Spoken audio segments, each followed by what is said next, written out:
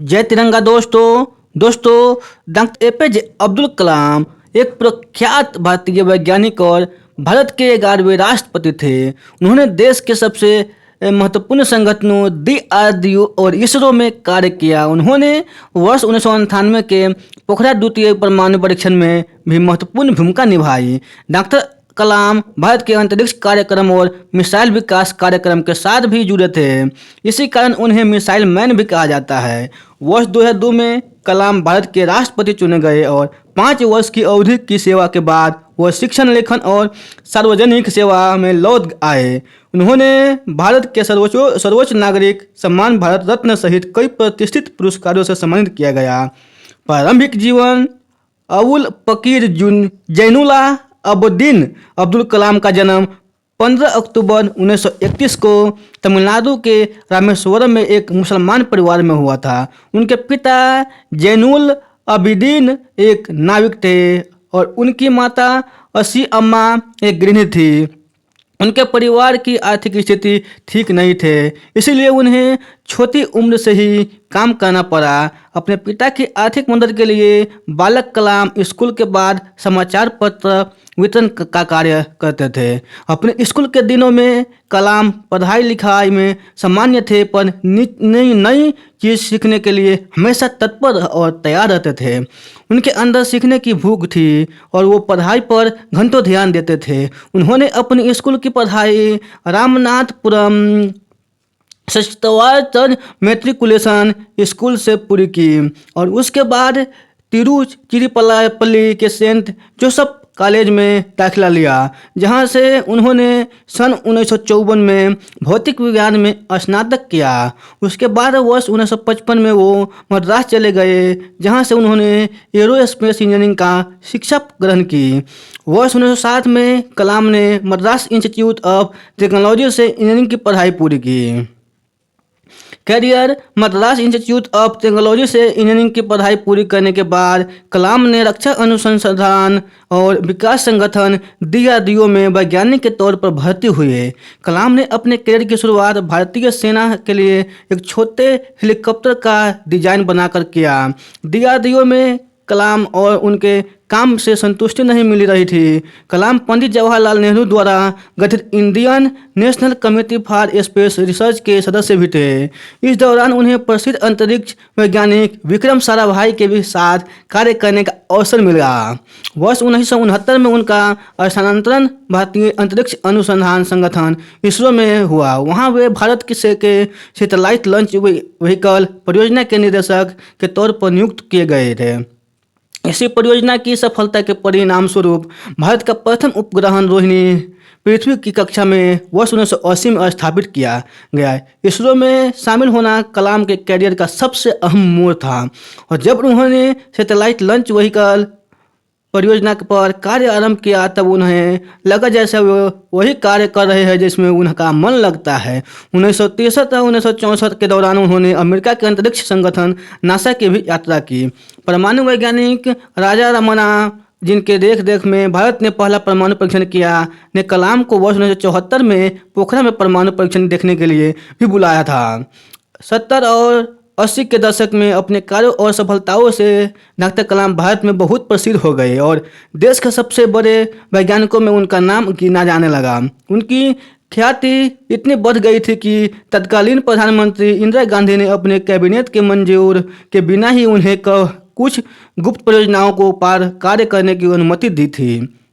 भारत सरकार ने महत्वाकांक्षी integrated guided missile development programme का प्रारंभ डॉक्टर कलाम के देखरेख में किया। वह उस परियोजना के मुख्य कार्यकारी थे। इस परियोजना ने देश के अग्नि और पृथ्वी जैसी मिसाइलों दी और जुलाई 1992 में से लेकर दिसंबर 1999 तक डॉक्टर कलाम प्रधानमंत्री के वैज्ञानिक सलाहकार और रक्षा अनुसंधान और विकास संगठन DRDO के सचिव थे। भारत ने अपना दूसरा परमाणु परीक्षण इसी दौरान किया था। उन्होंने इसमें एक महत्वपूर्ण भूमिका निभाई थी। R चिदम्बरम के साथ डॉक्टर कलाम इस परियोजना के समन्वयक थे। इस दौरान मिले मीडिया कवरेज ने उन्हें देश का सबसे बड़ा परमाणु वैज्ञानिक बना दिया। वर्ष 1998 में डॉक्टर कलाम ने हृदय चिकित्सा सोमा राजू के साथ मिलकर एक कम कीमत का कोरोनरी स्टेट का विकास किया, इसे कलाम राजू स्टेट का नाम दिया गया। भारत के राष्ट्रपति एक रक्षा वैज्ञानिक के तौर पर उनकी उपलब्धियों और प्रसिद्ध के मैनेजर एनडीए के गठबंधन सरकारों ने उन्हें वर्ष 2002 में राष्ट्रपति पद का उम्मीदवार बनाया। उन्होंने अपने प्रतिद्वंदी लक्ष्मी सहगल को भारी अंतर से पराजित किया और 25 जुलाई 2002 को भारत के 11वें राष्ट्रपति के रूप में शपथ लिया। डॉक्टर कलाम देश के ऐसे तीसरे राष्ट्रपति थे जिन्हें राष्ट्रपति बनने से पहले ही भारत रत्न ने नवाजा जा चुका था। इससे पहले डॉक्टर राधाकृष्णन और डॉक्टर जाकिर हुसैन को राष्ट्रपति बनने से पहले भारत रत्न से सम्मानित किया जा चुका था। उनके कार्यकाल के दौरान उन्हें जनता का राष्ट्रपति कहा गया। अपने कार्यकाल की समाप्ति पर उन्होंने दूसरे कार्यकाल की भी इच्छा जताई, पर राजनीतिक पार्टियों ने एक राय की कमी होने के कारण उन्हें वे विचार त्याग दिया। 12वें राष्ट्रपति प्रतिभा पाटिल के कार्यकाल के समाप्ति के समय एक बार फिर उनका नाम अगले संभावित राष्ट्रपति के रूप में चर्चा में था, परंतु आम सहमति नहीं होने के कारण उन्होंने अपना उम्मीदवारों का विचार त्याग दिया। राष्ट्रपति पद से सेवामुक्त होने के बाद का समय। राष्ट्रपति पद से सेवामुक्त होने के बाद डॉक्टर कलाम शिक्षण, लेखन, मार्गदर्शन और शोधक जैसे कार्यों में व्यस्त रहे और भारतीय प्रबंध संस्थान शिलांगो, भारतीय प्रबंध संस्थान अहमदाबाद, भारतीय प्रबंध संस्थान इंदौर जैसे संस्थानों से विजिटिंग प्रोफेसर के तौर पर जुड़े रहे। इसके अलावा वह भारतीय विज्ञान संस्थानों बेंगलोर के fellow, Indian institute of space science and technology Thiruvananthapuram के चांसलर, अन्ना यूनिवर्सिटी चेन्नई में एरोस्पेस इंजीनियरिंग के प्रोफेसर भी रहे। उन्होंने आईआईटी हैदराबाद, बनारस हिंदू यूनिवर्सिटी और अन्ना यूनिवर्सिटी में सूचित प्रौद्योगिकी में भी पढ़ाया। कलाम हमेशा से देश के युवाओं और उनके भविष्य को बेहतर बनाने के बारे में बातें करते थे। इसी संबंध में उन्होंने देश के युवाओं के लिए व्हाट कैन आई गिव पहल की शुरुआत भी की, जिसका उद्देश्य भ्रष्टाचार का सफाया है। देश के युवाओं में उनकी लोकप्रियता को देखते हुए उन्होंने 2 बार 2003 और 2004 MTV youth icon of the year award के लिए मनोनीत भी किया गया था। वर्ष 2011 में प्रदर्शित हुई हिंदी फिल्म आई एम कलाम उनके जीवन में प्रभावित है।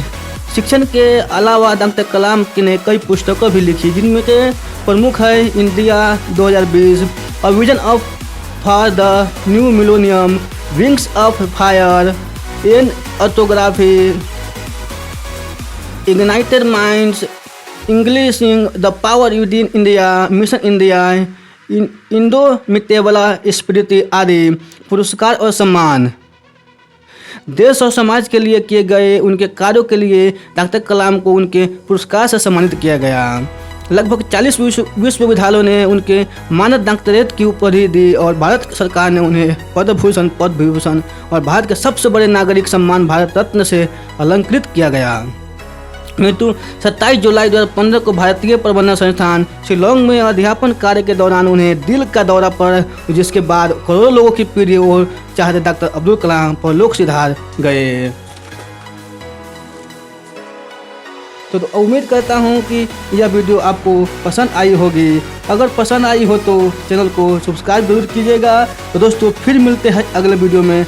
तब तक आप खुश रहिए, सुरक्षित रहिए और अपनी सेहत की अच्छी तरह से ध्यान रखिए। धन्यवाद।